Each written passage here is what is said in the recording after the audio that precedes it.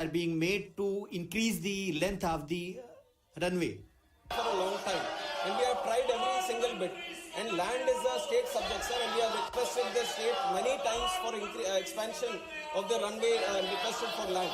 But there, if you see, on one side there is an existing railway line, and on the other side there is a historical clock tower, and there is also a geological park. So it is very, very difficult to obtain land in that area to expand the runway. And when it comes to commercial viability, sir, like I said, there is a penalty of 2 to 2.5 tons, and that is equal to 20 to 25 vacant seats. Now we have to run with 20 to 25 vacant seats to come under the float penalty. And if you look at the numbers, there are some numbers that the survey say. To Dammam, which is in Saudi Arabia, Patna, people traveling to Dammam is approximately 582 seats per week. And if you look at Dubai, it is 481 seats per week. And usually we take this 186-seater Airbus to travel to these destinations. And if you look at 580 or 480 seats that are traveling from Patna to these locations, it is translating into 3 flights per week. Usually the commercial viability happens when there are 7 flights per week. There is a demand to run 7 flights per week.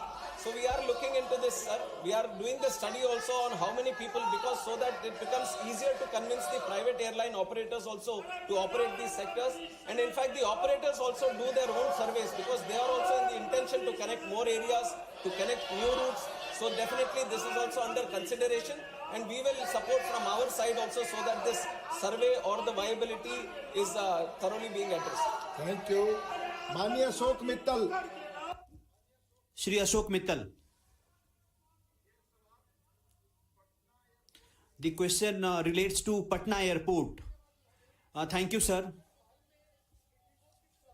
Indigo flight, sir, C6E2482, which is Airbus 320 and 317, that was Delhi Patna bound at Patna Airport. At the time of landing, it overshoot the runway, and it happened in the night. And sir,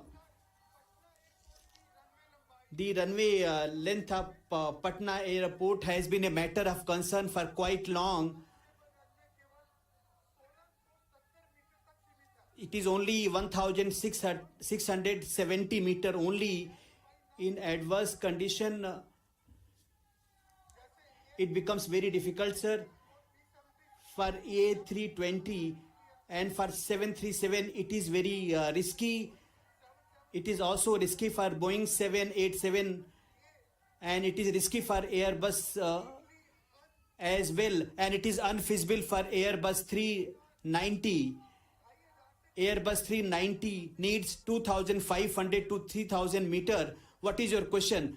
Sir, through you, sir, I would like to ask Civil Aviation Minister whether any feasibility report is being prepared by which we may know that by when Patna Airport can be made safe for big aircrafts. Based on the runway constraints, which the only honorable member has also mentioned, the Patna Airport is a smaller runway, sir, where there are restricted operations with the load penalty only, and which is very much thoroughly followed by the regulator and the airline operator also, so that safe operations happen at the Patna Airport. And whenever these kind of incidents happen, they are properly investigated and ensured that the next time these kind of incidents don't happen. But when it comes to the futuristic solution on having wide body operations and having long overhaul operations from these areas, then it is proposed to have a new airport only, Greenfield Airport. But as this airport is restricted, and if you want to expand the runway also, it is physically impossible, because there is railway track on one side and there is a clock tower on the other side, and without the land you can't expand the runway also. So within the stipulated runway of what you have mentioned to be 2,100 meters, to have these wide body operations is not at all possible. So an alternate runway which can cater for the wide body operations is being considered. In the budget also, a greenfield airport for the city of Patna has been proposed. So we are actively looking into this solution by creating alternative airport. Dr. V. Shivdasan. Dr. V. Shivdasan. Dr. V. Srivasan, Yes, you sir. have a question Yes, sir. supplementary. Yes, sir. It relates to Patna Airport. Yes, sir. My question is related to the. Patna Airport. Sir, my question. Yeah, my question is related to airport, sir. Yes, Patna Airport. In his answer, our respected minister says the commercial viability of the functioning of airport. My question is, sir, the commercial viability. The word commercial viability. In my hometown, one airport is there, Kannur Airport. There we have requested the government continuously, not only from our party and the parties and the government of Kerala requested the point of call status, sir. But they are not ready to allow the point of call status. If the theory of commercial viability is there, then why they are not allowing the point of call status? I requested you, its It's a question very relates to serious Patna. issue, sir. If I am ministers, expecting the answer from Hello, the if minister honorable considers he minister. can reply. Favorable Please. answer I am Please, expecting please, from the please. government. Honorable member has been time and again requesting this point of call for Kannur Airport, sir. But if you had heard my answer, which I have answered before, I have mentioned that the first is to have the point of call in the air service agreement with that country. Only then the commercial viability comes into it. It's not the other way around, where the country works out the commercial viability and then looks at the same. Let him reply. Only minister's reply is good. On the Please, specific please. issue, sir, Please. Kerala is the only state where 3 airports already have point of call. 3 airports already have point of call, and this is the 4th airport which is coming for discussion. And there is an option for our Indian aircraft operators to fly from Kannur to any destination. It is all open. Only for the foreign carriers to come to that place, you need the point of call. So there is no complete restriction as such that without point of call, you can't travel internationally. The Indian airline operators can travel to these destinations. And you also have to keep in mind, sir, that the point of call is given between the geopolitical relations is also taken into account between these two countries. And you have to see that India has so many airports now, you can't open all the airports to point of call, and you can't fly to 1 or 2 destinations in that country also. These are certain things that we also have to keep in mind, that when you want to open a country to all the locations, then you have to have an equal level playing field. And for Kerala Airport, you already have 3 points of call, and definitely if the time arises and if the need arises and if both the countries agree, then we will keep it as a point of call. Thank you. Last supplementary on question number 1.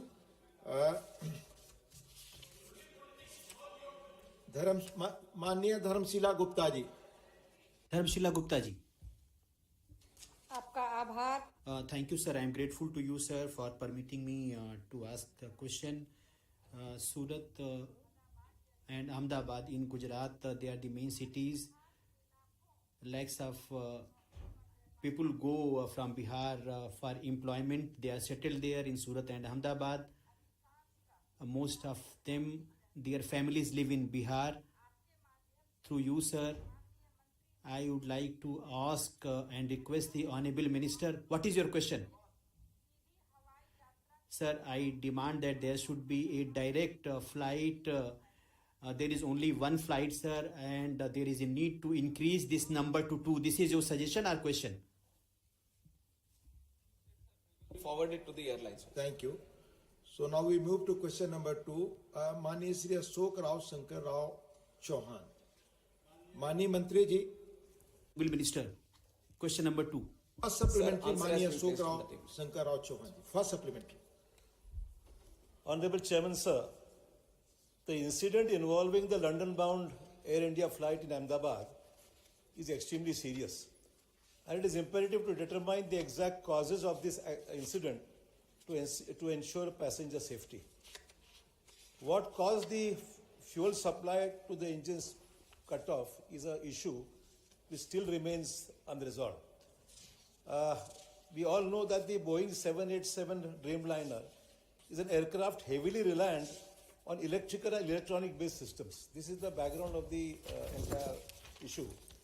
And one may recollect that on January 17, 2019, a Boeing Dreamliner operated by Japan's All Nippon Airways, flying from Tokyo, Haneda to Osaka, experienced an unexpected engine shutdown after landing suspected to be caused by a software or computer glitch.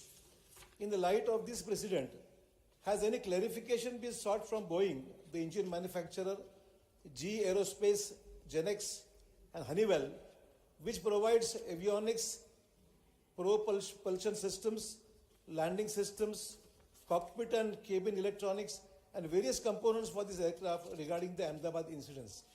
And also, we understand that a number of airlines world over have grounded their Boeing 787 Dreamliner fleets after the Ahmedabad air crash.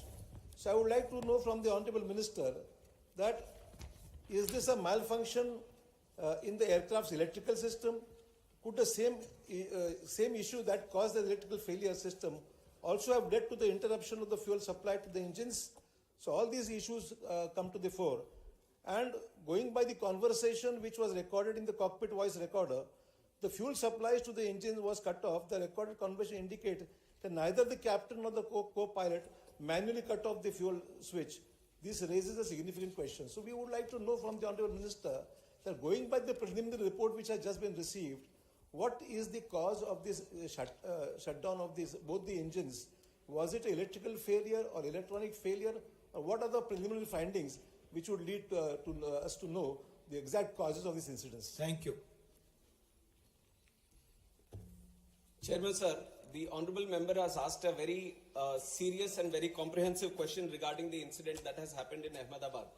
Sir, I would like to start by answering that the investigation process, which is according to the international protocol, the norms which were set by International Civil Aviation Organization, where the country, the state of operation should have their investigation body, and we have our own investigation body, which is the Aircraft Accident Investigation Bureau, which got into the investigation process right after the incident with the subject experts into the site, and they have started their process according to the international protocol, and they have involved subject matter experts, all the international necessary people who are supposed to be participating in the investigation, and they have gone through the first set of investigation process, and they have given us the preliminary report. And if you look at the preliminary reports, sir, AIB, as for the first time, so whenever these incidents happen, and if the black box gets damaged, black box is the flight data recorder, which has all the necessary information which gets recorded.